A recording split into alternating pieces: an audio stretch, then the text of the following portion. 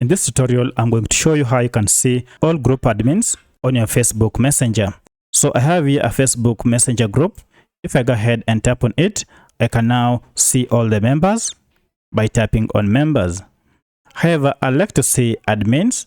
Now, as you can see, I only have 3 members and it is easy to identify the admins because there are just a few. However, if you have a long list and you'd like to see all the admins, then choose this option here called admins.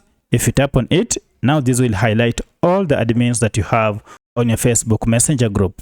So that's how you see or find all admins that you have on your Facebook Messenger group. If you have any other question, kindly let me know in the comment section. Otherwise, if this video was helpful to you, kindly support me by hitting the like button and subscribing to this channel. Thanks for watching, and let's meet in the next video.